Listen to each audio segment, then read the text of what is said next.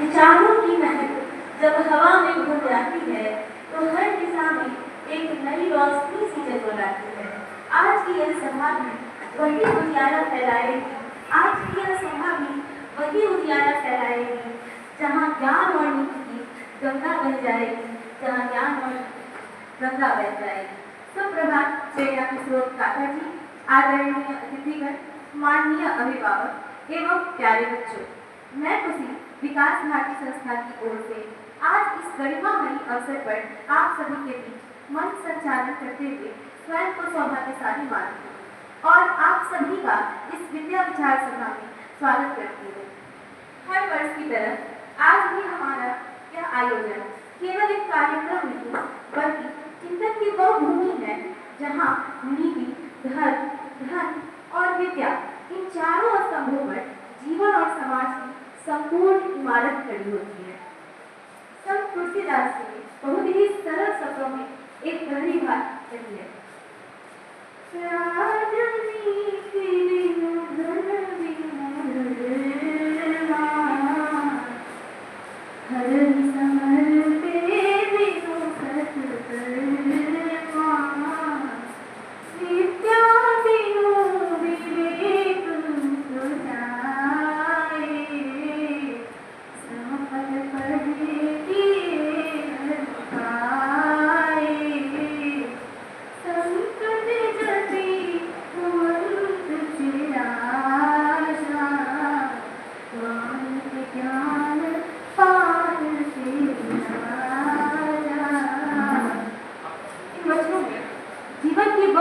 छिपी हुई है जो हमें बताती है कि बिना नीति के राज्य अपूर्ण है, बिना धर्म के धन अधूरा है, बिना सत्कर्म के ईश्वर की उपासना निष्फल है और बिना विवेक के ज्ञान भी खोखला है।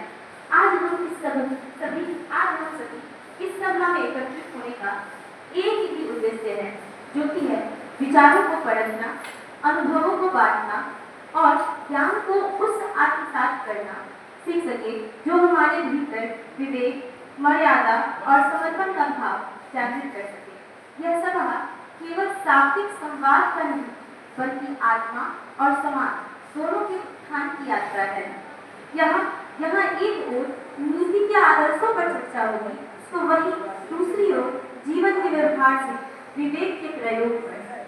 आज का यह अवसर विचारों का आदान प्रदान नहीं है, यह आत्मचिंतन की बेला है।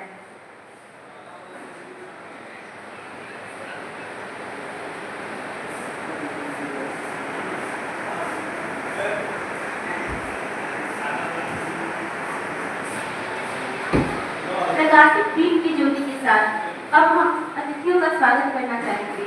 हमारे अतिथि केवल व्यक्ति नहीं, अपने अपने क्षेत्र में ज्ञान और प्रेरणा के स्रोत है। हम ज्ञान भारती परिवार की ओर से सभी माननीय अतिथियों का हार्दिक अभिनंदन करते हैं और उनका आभार प्रकट करते हुए मैं चाहूंगी कि काका जी, माननीय अतिथिगण doctor Rajendra Sinha, Shri Pankaj sir, doctor Vimal Kumar Parimal, doctor Trivikram Narayan sir और डॉक्टर विजय शंकर सर को मंच पर आमंत्रित करना चाहूंगी दीप प्रज्वलन के लिए।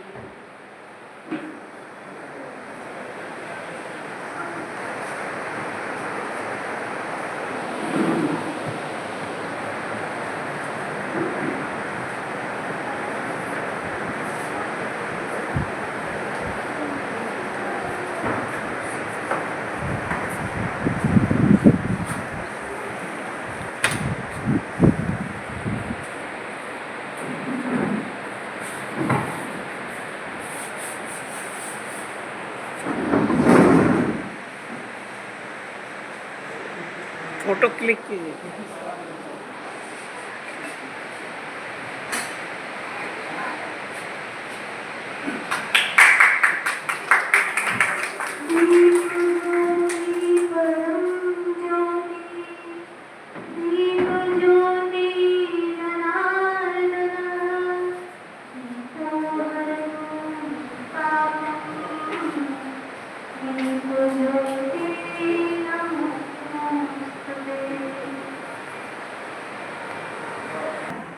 को करने से पहले हम स्वागत गीत करते हैं। तो मैं हमारे विद्यालय के छात्रा मीना और साक्षी को आमंत्रित करती हूँ कि वे अपनी मधुर वाणी से स्वागत गीत प्रस्तुत करें और इस वातावरण को सुर लहरियों के साथ और भी गर्मा हुई बना दें।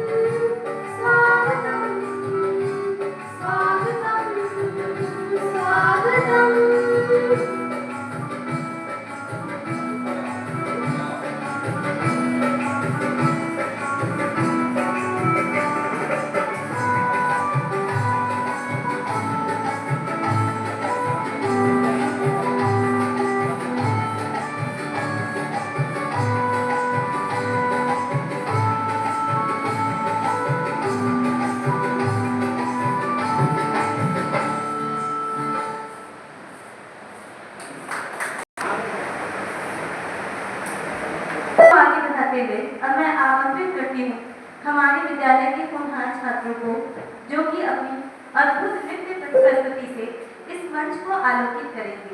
तो आइए जोरदार तालियों से उनका उत्साह वर्धन करें।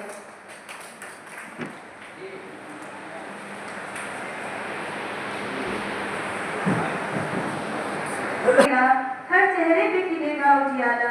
तो आइए इस तालियों से दे ऐसा साथ कि गूंज उठे यह प्रांगण आज, कि गूंज उठे यह प्रांगण आज।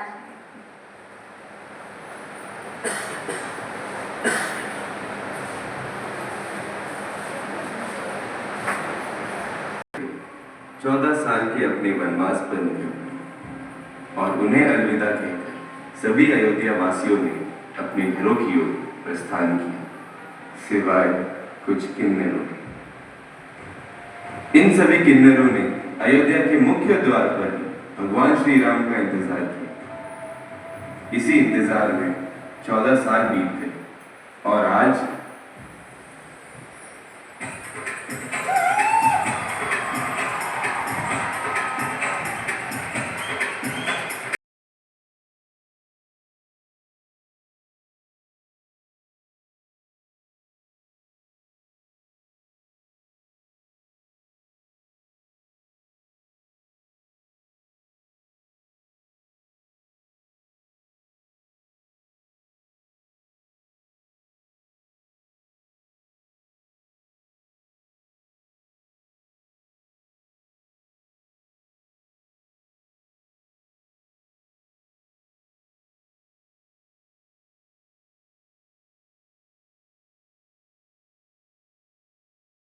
खुशिका दीदी, लेकिन इन 14 सालों में वनवास में न जाने क्या क्या हुआ होगा।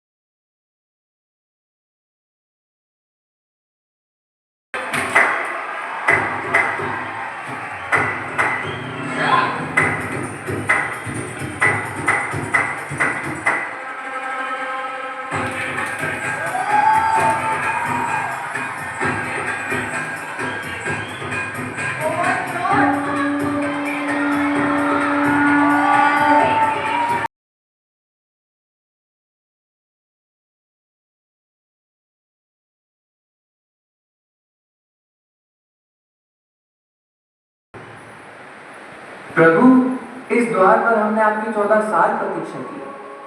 आज आपको अपने समक्ष पाकर हम अत्यंत खुश हैं। लेकिन आप सब अपने घर क्यों नहीं गए?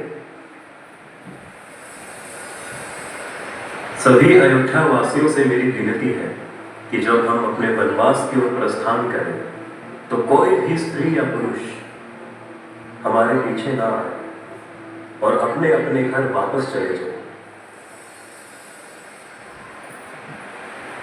प्रभु, हमने आपकी आज्ञा का मान रखा, लेकिन ना ही हम स्त्री हैं ना ही पुरुष।